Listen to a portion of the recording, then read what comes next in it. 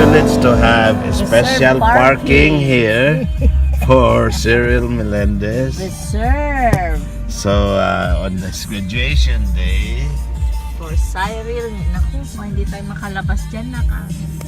okay, Laki so nitong katabi natin. we're getting ready for our big event today. Okay. Agad yung squad mo yung aking camera. Let's have a look at that thing. This is the parking area. Agad na may camera. Of course, this is the parking area reserved for Cyril Millendez on his graduation day, June 16, from 7 a.m. to 12 noon. Okay, congratulations.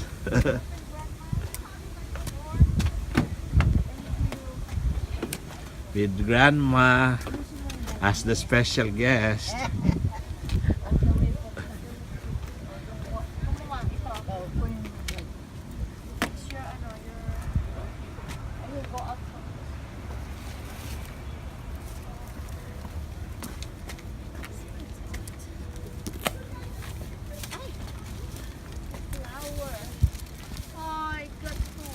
So we are attending the graduation of Cyril here at the University of California, Davis. And the proud sister is also getting ready. And the proud mother. Okay. Take this for. Yeah, we have flowers for him. I have to get the lane.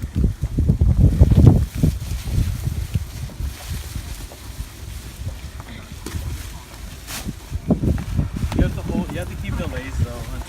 Yeah. Leave the trunk open. Meron bang ano dyan?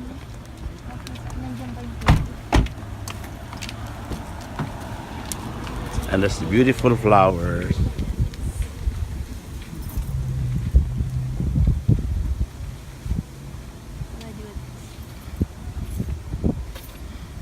So there's 5 tickets in there, and I know there's only 4 of you. So if you see anyone that needs a ticket, just like give me a ticket. Or you can sell it. How much is it? Huh? How much is it? You probably make like $50. I mean, you can just give it to me. I have an extra ticket. I said if she sees anyone. I can sell it. Okay. No worries. Okay, we are preparing for the commencement exercises of Cyril Millendez, and everybody's so excited. We're at the Just don't parking forget area with his own special parking reserved exclusively for him. Okay. From 7 a.m. to 12 noon on June 16. Hindi pa man tayo lipstick. Ayan. It matters. You want to see. Yeah. Perfume sandali. Mahawakan ko. So we are very excited, we're happy for the first part of the graduation exercises here at the Biological Sciences. This is your. Today, June 16, there's another one tomorrow. And tonight. And tonight for this Filipino-American graduation rites. Are you gonna get your This sweater? man is a fine young boy here. Thank you. We're Okay, very thank proud you. of him. Thank you. Uh-huh. Yes. You did a very wonderful job of raising him. He's very down to earth and very intelligent boy. Thank you. Yes. Thank you so Absolutely. much. Yeah, thank Uh-huh. you. Cheers. Yeah. Cheers. Yeah. Oh.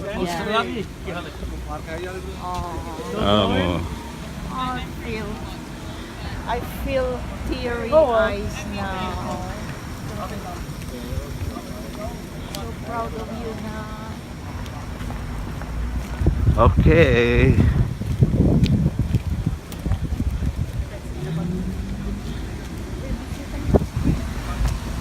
The proud mother and the proud grandmother. O yung hat mo, tanggalin mo din. Hindi na nga pala. Lagyan mo dito mamay sa bag ko. Oh, yeah. So this is the Ark Pavilion.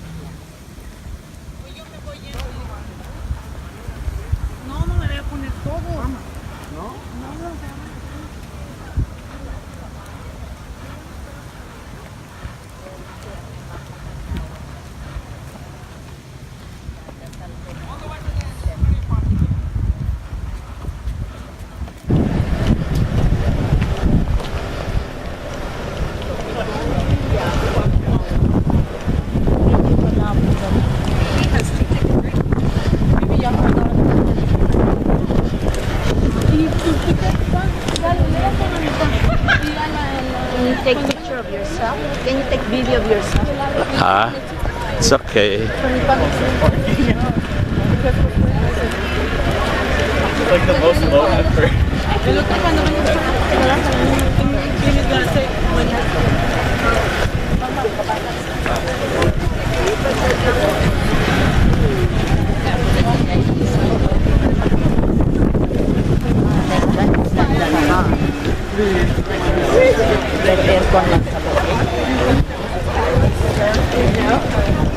This is the beautiful Ark Pavilion.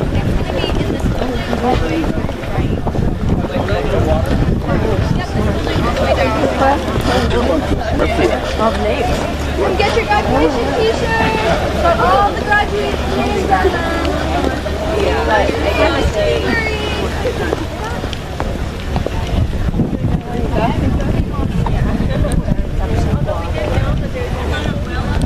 Wala siyang pangalan dun yung t-shirt daw niya. Oh, Hindi ko kung nakuha mo. Sai, did you get your t-shirt already? Why? Not yet.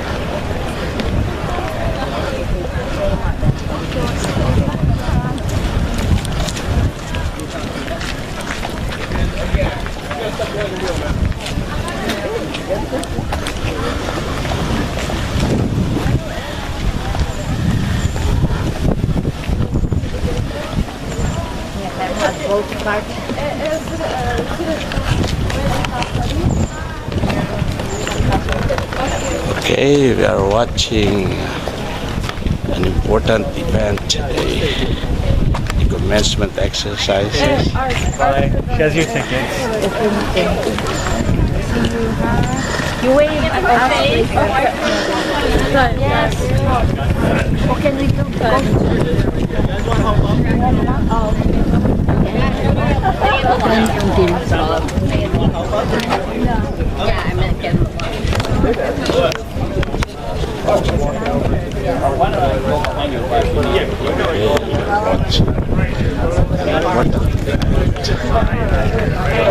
Alright.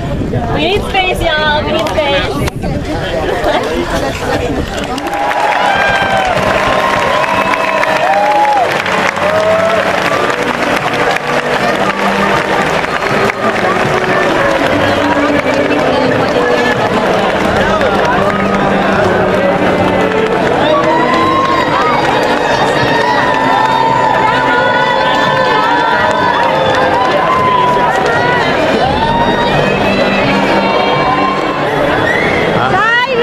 Cyril!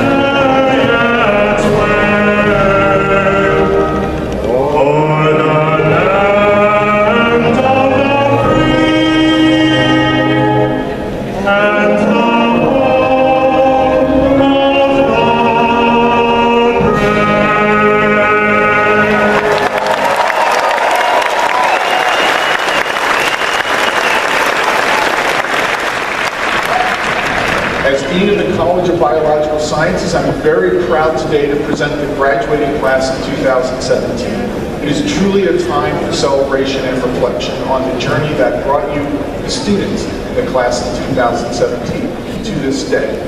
Your journey to today's graduation is a milestone that is certainly not reached alone. I know that each of you have your own personal cheering section, providing supportive guidance during the difficult times, celebrating your successes like today, and always wishing the best for you. Graduates, it is now a good time to take a moment and think about those people who are friends, family, advisors, faculty, and your fellow students. Please join me in thanking them with a big round of applause.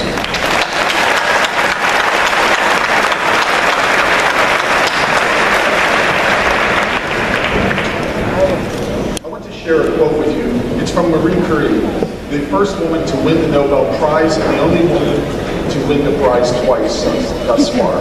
Dr. Curie said, "Nothing in life is to be feared. It is only to be understood.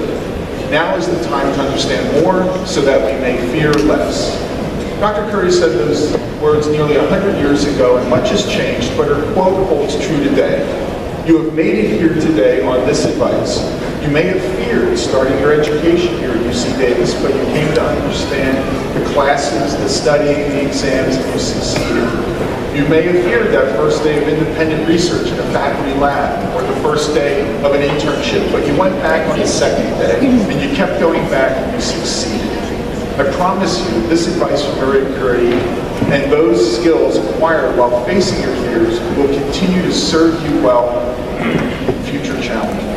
In fact, I'm going to suggest 3 challenges that start for you today or maybe tomorrow after the celebration. These are not challenges to fear, but challenges to understand, embrace, overcome, and ultimately enjoy. First, understand that this is an exciting time of transition. While this is undoubtedly a day of great joy for you as graduates, many of you might also have feelings of various types of mixed emotions. You may have many questions to ask. What will my future be? What job will I find? Is graduate or professional school for me? Did I make the right decision, and how will I know? As this journey ends, the uncertainty of the next may fill you with apprehension, maybe even fear. But understand that you stand at a point of transition, new opportunities, and new directions. And it is my hope that you can embrace this change, as well as future changes that life may present to you. Second, understand that you have the potential as a working scientist or in a career that uses your science training to make a significant impact. Human and animal health, climate change, environmental conservation, food and production and security, and many other areas are touched by the biological sciences. These are very real challenges for our society and for our world. But I'm confident in saying that the solutions for these and many other challenges will come from you, the graduates, the class of 2017. This century, in fact, has been heralded by many as the century of biology due to the accelerating pace of discovery in the life sciences. As College of Biological Sciences graduates, you have the skills to confront our challenges. You will make fundamental discoveries about how living organisms work. You will provide insights into how broad ecosystems thrive or fail. You will bring new breakthrough technologies to healthcare, to biotechnology, to energy and food production, and to other fields that you have yet to invent. We look to you as discoverers, innovators, and educators. Third and finally, understand that you have the opportunity and the responsibility to act as scientifically literate members of our community. Some of your fears may be for the sake of science itself. There is growing concern in the scientific community about the public's perceived value of science in our society.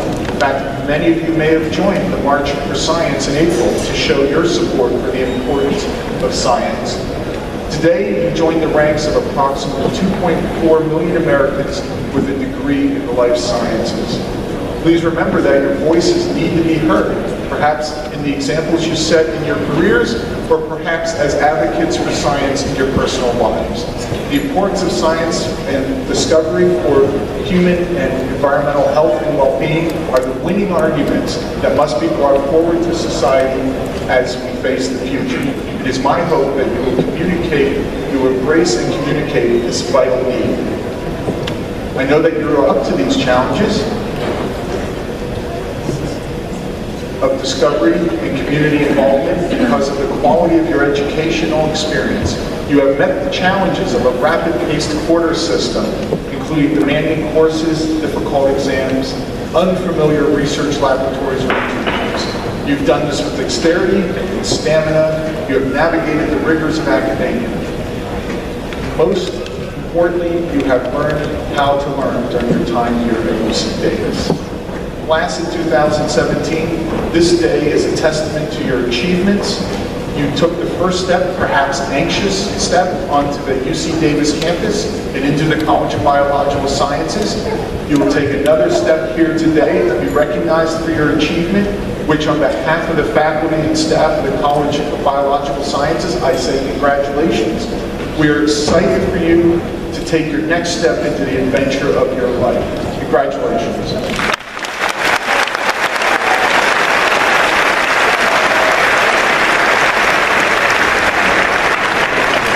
It is now my pleasure to introduce Dr. Kenneth C. Burtis, the Interim Provost and Executive Vice Chancellor of Davis.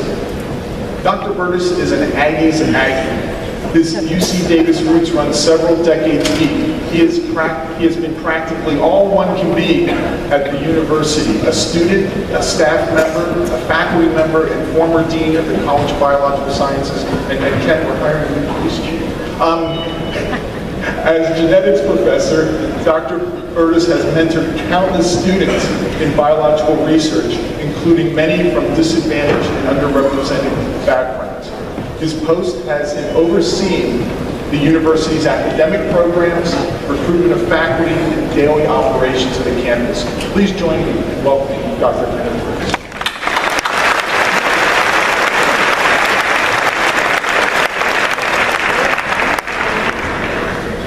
Dean Winey, distinguished members of the stage party, faculty, staff, parents, friends, families, and most importantly, students of the class of 2017. I'm so pleased and honored to be with you for this commencement ceremony of the College of Biological Sciences.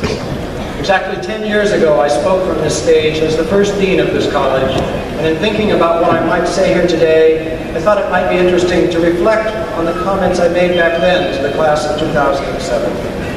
I opened my speech that day by contemplating the enormous challenges facing that generation of biological scientists. Back then, I said global warming would seriously challenge those whose careers involve studying and sustaining the diversity of life in all its forms. I said the need to find new energy sources would tax the minds of biologists looking to produce power from microbes and plants through biofuels and through yet undiscovered technologies that I challenged them to invent. I said that AIDS, Alzheimer's, autism, and aging were but a fraction of the medical challenges that would face those entering the field of biomedical research. I said that those bound for healthcare professions would have the nearly impossible challenge of reconciling the pressing need for affordable healthcare with the exorbitant cost but incredible promise of the medical innovations that they would invent and deliver. Finally, I said that they all face the overwhelming task of helping society understand and benefit from the rapid advances in biological knowledge that can overwhelm the average citizen. So today, 10 years later, what has changed? Has that class of 2007 made the progress we had hoped for? Let's return for a moment to that list of daunting challenges. Global warming. It is still very much on our agenda, as we saw earlier this month with the decision from the U.S. to withdraw from the Paris Climate Accord. Of course, climate change, like gravity and continental drift, doesn't really care what we think. Sea levels are still rising. The ice shelves are still melting. Coral reefs continue to die around the globe, and our planet gets ever warmer. The concentration of heat-trapping carbon dioxide in our atmosphere is now 406 parts per million, a 6% increase just since 2007. Clearly, the climate challenge has grown even more urgent than before. On the somewhat related energy front, many things have changed for the better. particularly progress in solar and wind power. However, research into biofuels has actually declined since 2008, not for lack of scientific know-how, but rather in response to a complex web of economic, political, and cultural influences. It turned out that the biofuels I had challenged the 2007 graduates to invent, such as ethanol produced from corn grown for this purpose. Cyril! Cy! Cy!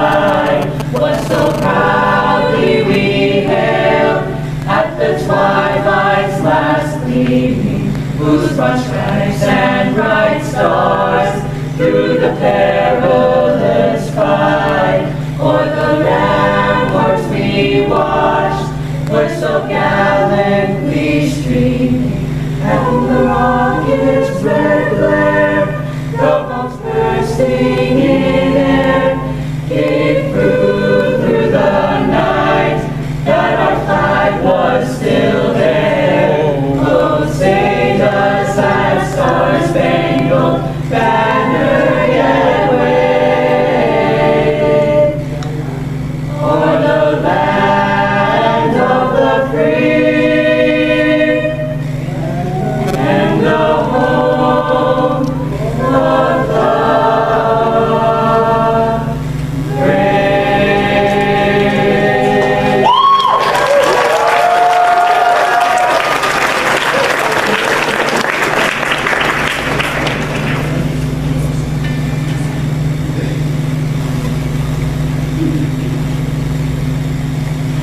Bayang Manili, pedas ng sinanganan, alam ng puso, sa dibdib mo'y buhay. Lupang hinirang, tuyang ka ng mag-ibig, sa manutubig, di ka pasisigil, sa lagat at puno, sa simoy at sa langit mong buhaw, manilalang tula at alusan, panay minamahal, ang isang kangwataw at mo'y talutan niya nanginginig, ang bituin at araw niyang kailan, panay nalilig, lupang at araw lang, ating pagsinta, punay langit sa piling mo. Aming bigaya ng may mga api, ang namatay ng dahil sa'yo.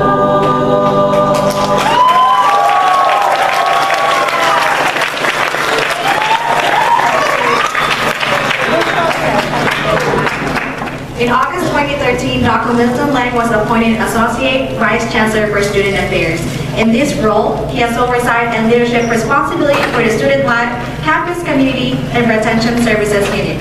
With over 25 years of professional experience in higher education, Lang has also served as Senior Associate Vice President of the position for the Office of Student Affairs and Enrollment at Washington State University. In this position, he oversaw the Office of Student Development and Retention. Lang came to Washington State University from California State University, Chico, where he received his Bachelor of Arts degree in social work. Dr. Lang received his Master of Arts degree in Education in 1998 and his doctorate degree in Higher Education Administration in 2008, both from Washington State University. During his tenure, Dr. Lang has been a strong advocate for all students. His professional and research interests include student academic success, student development, retention, diversity, and multicultural communities. Lang is a native of Riverside, California. His wife, Janelle, also works on campus as the Director of Career and Professional Development in Veterinary Medicine, and they have two beautiful daughters, Melissa and Zainab. Please welcome Dr. Milton Lang.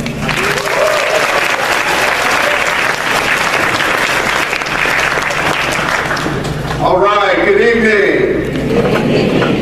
Please, y'all gonna work with me tonight. I want to feel the vibe. Good evening. That's what I'm talking about. I'm with my Filipino brothers and sisters. We gonna party. Absolutely. I just want to say thank you to Myra and the planning committee and our students for pulling this event together and for inviting me just to give some very brief remarks. I am so honored to be with you all here this evening. On behalf of the faculty, staff, as well as our students and alums of this great institution, we want to welcome the mothers, the fathers, the grandfathers, the grandmothers, the cousins, and all of your friends who have supported these extraordinary students to achieve what it is they have done in their lives here at UC Davis. These students, over the last 4, 5, 6, I was in the 6-year plan, y'all, so I can say that. Whatever it took, they got it done.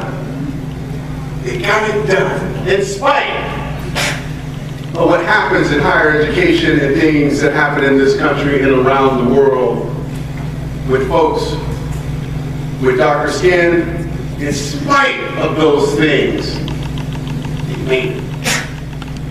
The theme for this evening is setting sail. The extraordinary thing about a sailboat, it can sail against the wind. That means you all are resilient. And we have high expectations for each and every one of you. You see, with receiving a degree comes great privilege and responsibility. You graduates are going to have opportunities to do anything that you want to. You are going to get great jobs. You're going to elevate yourselves and your family. And as we say, too much is given, much is expected. Graduates of 2017, if there's something that I want to leave with you tonight, it is this. Continue to work hard, never give up, and always remember where you come from. You have created a foundation for the rest of your life. There are folks who are going to want you throughout your career to sell your soul. Don't do it. Continue to do what you've done here at UC Davis. And that is to fight the good fight. And that is to look out for one another. And that is, when you see injustice, to respond to it. Class of 2017, we need you. This world needs you. And as you look at universities across the country, Davis ranks at the top. You are the best that we got. You are it. I would put this class up against any class that we've ever had here at UC Davis because it gets harder and harder and harder to get in. We look at over 75,000 applications and admit 4,000 students. All of these young men and women were handpicked. Class of 2017, don't forget that. When times get tough, just remember, you're an actor. And always remember this, once an Aggie, always an Aggie. Class of 2027, that's it. Let's give a round of applause.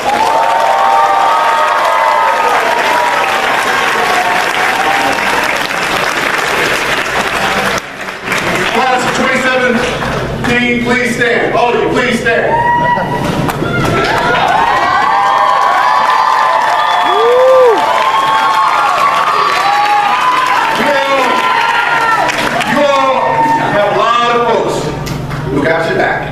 They've been with you from day one and will continue to be with you and have been rooting you on, sending you checks, paying your bills, and letting you come home and eat all day food.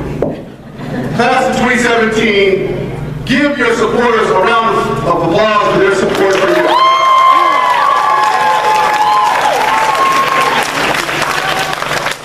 All right, you may be seated.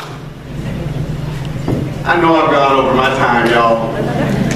So, I'm going to close by saying, again, thank you all for being here. Thank you all for entrusting your sons and daughters with us. I hope that you felt like we treated them well. It hasn't been all easy because life isn't easy. It has been tough. But again, they did it. We're proud of them, and we wish them well. God bless, and go Aggies. Thank you.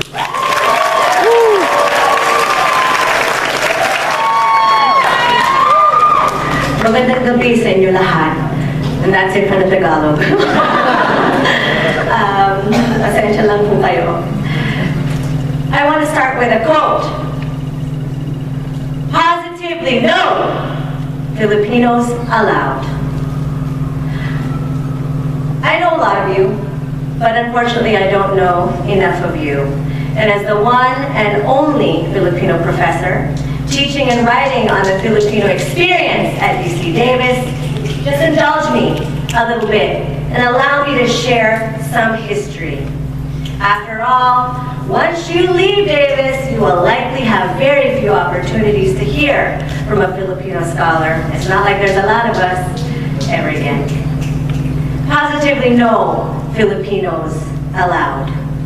This was a statement emblazoned across doorways of apartment buildings and other residences. A sentiment spewed by racist, xenophobic, vigilante white hate groups who would try to run Filipinos out of their towns all across the state of California in the 1930s. As the labor organizer and author of the novel America's in the Heart once wrote, I came to learn that it was a crime to be Filipino in California, and it pretty much was. Though Filipinos had been imported into the U.S. in the thousands to work in the fields and factories of this great state, and business owners loved employing us because we were cheap workers, native-born workers hated us. We were accused of taking their jobs away. We were accused of depressing wages. We were accused of contaminating American culture. By 1934, anti-Filipino sentiment was such that the U.S. Congress was pressured to pass a law that stopped further immigration from the Philippines, limiting our entry to a mere 50. That's less than all of you graduates sitting beside me. And that's, when I first learned this history, I was outraged. Does it outrage you? Positively no Filipinos allowed. Now, this sentiment is not, for the most part, one that we encounter in our everyday lives today. Things have changed a lot since 1934, right? Or have they? Positively no Filipinos allowed. There's a way, a very subtle and perhaps more insidious way, that the idea of positively no Filipinos allowed lives on, right here and right now. And by here and now, I really mean here and now. I'm talking UC Davis and universities like this. That we're here to celebrate your wonderful achievements, and they truly are achievements. There are some sobering facts that we cannot ignore. We have been present as a people in this state of California for generations, for centuries even. The very first known Filipino presence in California can be traced to 1587 at Morro Bay. Of course, people came in greater masses just in early the last century. That's the last century. Today, Filipinos are the largest, let me repeat, the largest Asian ethnic group in California at 1.5 million. That, of course, doesn't include the population of TNT, or the undocumented, which probably puts us probably closer to 2 million, if not more. The Chinese are second to us. And the fact of the matter is, I am the sole, one and only Filipino faculty member on this campus who writes and teach on our issues. Every academic year, there's one course, that's assuming that I'm here, on the Filipino experience in the course catalog. Yet, and I didn't even want to look more because I would have gotten really more mad. If you wanted to, you could have taken up to 13 courses, just this quarter, 13 courses on Chinese language, history, and culture. Positively no Filipinos allowed. The same is even true among our student body. The UC system, which is considered one of the most elite public university systems in the world, is hardly dominated by Filipinos. Filipino students here at UC Davis have never had it easy in terms of recruitment, nor in terms of retention. You may have not heard it when it was said before. We only constitute 3% of the population on this campus. There's something really discrepant here between our population and the state and how many of us are here, and certainly also true across the UC system. Positively no Filipinos allowed. These signs don't greet us when we enter the UC campuses, but they might as well be there. The fact is, though education is such a core value for us, what Filipino doesn't value education, right? We value education so much. Our numbers do not reflect that. Why? Is it because we don't care, we don't work hard, we're not smart? No. The truth is the university is hardly a place where merit is actually what determines admission and graduation anymore.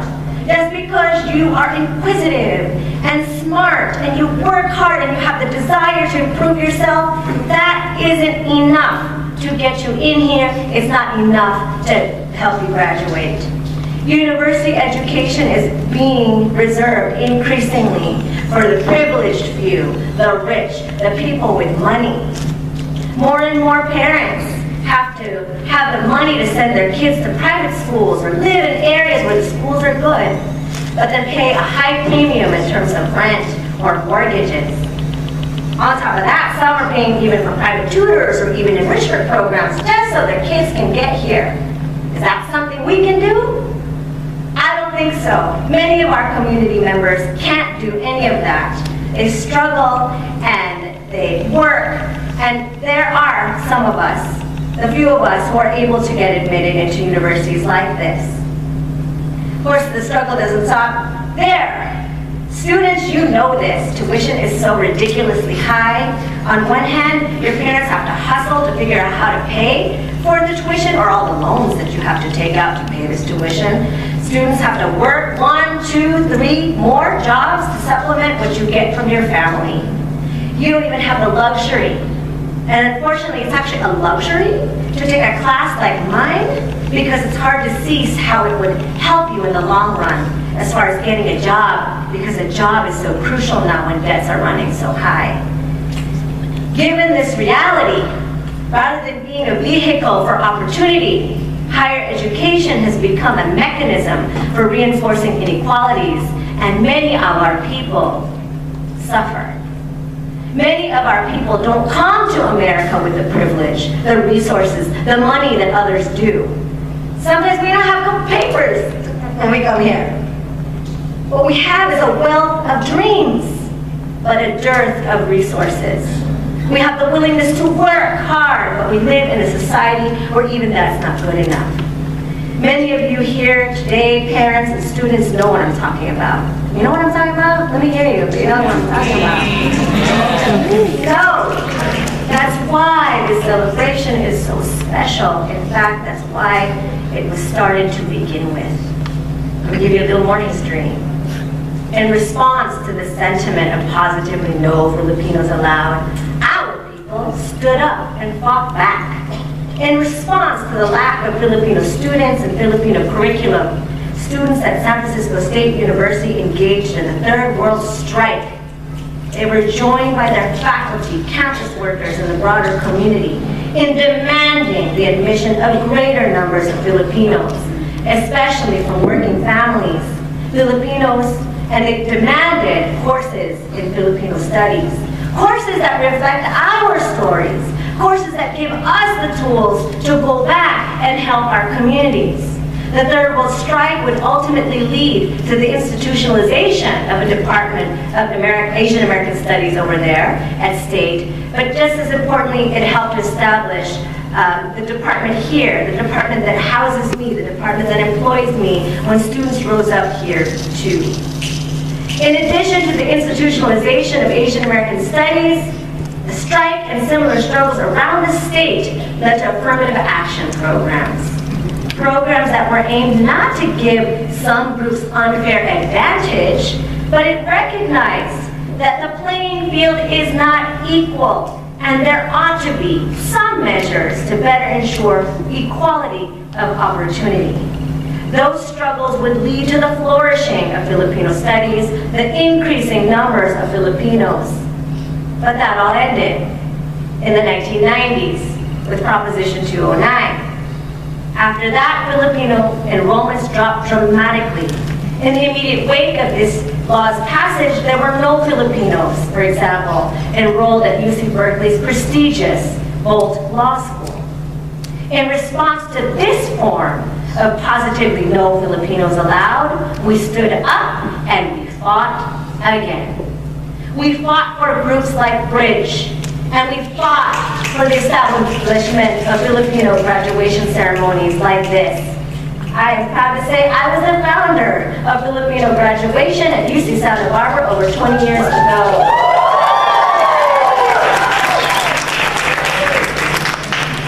And it's in light of these struggles that we must all the more celebrate that you have what you've accomplished at today's graduation. Now, another term used to describe a graduation is commencement. That is the beginning, or to start. And to be honest, if you think college was hard, today marks the beginning of the real struggle. And the struggle is real. That's just not some hashtag. The degrees you will be holding in your hands are not some golden ticket. They are no guarantee of a job, let alone a high-paying job, or a fulfilling career. And in fact, what the immediate future will hold for you is much uncertainty and insecurity. You may find yourself disappointed. You may find yourselves having a very hard time. You will find that it's positively no Filipinos allowed in many ways, shapes, and forms at work, in graduate school, and beyond. Yet, what our collective history as Filipinos offers us is a testament to the promise and possibility that comes through coming together and fighting back.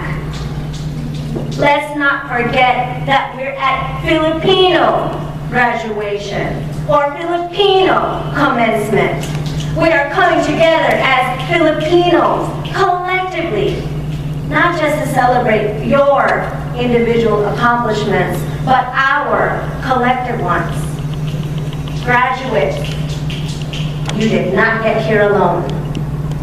When we celebrate you, we are also celebrating your mothers, your fathers, your lolas, titos and titas, brothers, sisters, cousins, all of the people here in the Philippines who put time, energy, love, and resources, and not even just the Philippines, around the world, getting you here today. Just as importantly, you're here because of the anonymous kababayans before you, the Filipinos of the San Francisco strike, the Filipinos who started groups like Bridge, the Filipinos who established Filipino graduations here and everywhere. When we celebrate you, we celebrate them too. But more than just celebrating, of course I know y'all return later. For now, I don't know what's going on in the next one. For graduation, I shouldn't say these things. But more than just celebrating, realize that you have some great responsibilities to bear. You have the duty to pay back the people in your life who got you to this place. Both those you know, like your family, and those you don't know. Like all those who came before you to open up a space so that Filipinos can be here. To pay back, you need to pay forward. It's your turn. Now, if you haven't already taken that role now, just stand up so that Filipinos are positively allowed. It's time to do so. If you're pre-med, get that. Become a doctor. Fight for health care for our people. If you go to law school, stand up for the causes that benefit the most exploited of us. If you become an educator, make sure that environmental science major, use your skills to get our people in the Philippines water. Get them adequate recovery, help them recover from the next natural disaster. In short, serve our people. This is not a time to be complacent. All that we have today can easily be taken away. One rises when we rise together. One falls we all fall. So now, let's close this out with the unity clap to remind us of this. All right? You know this. If you don't know this, then you didn't learn anything. Okay, let's get that started.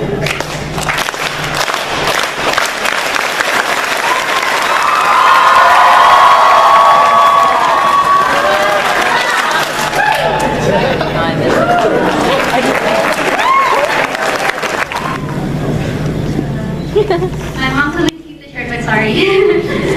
Okay. To my mom, Miki Maharlika, my kuya Paulun, Ate Marcia, dear hi.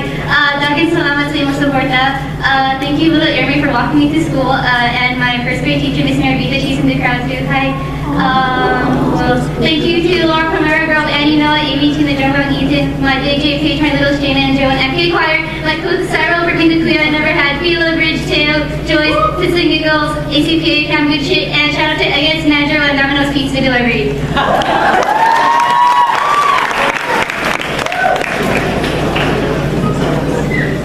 Lindsay, Joy, Leos, Hunter, David, Campo, Millendez.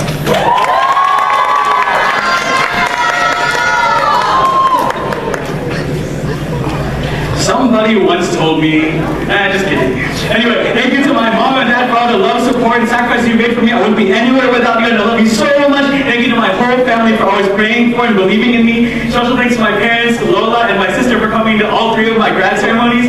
Thanks to my little sister who's now a Sac State Hornet.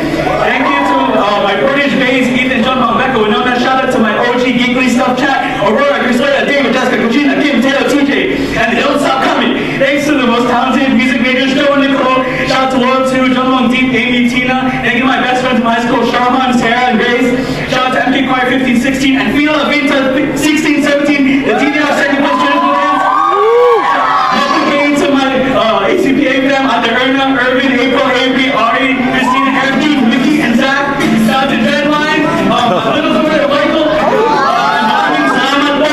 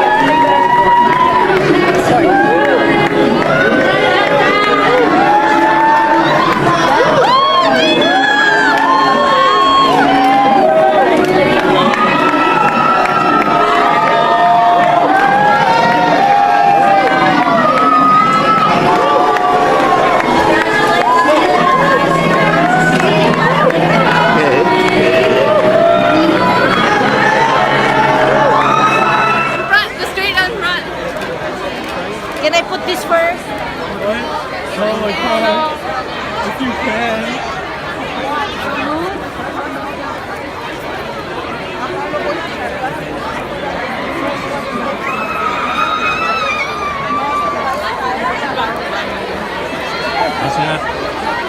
Oh, sorry. Congratulations. I don't know what I'm looking for. Oh, what are phones? Oh, these phones. This is video. Okay, mom. Ay, mali.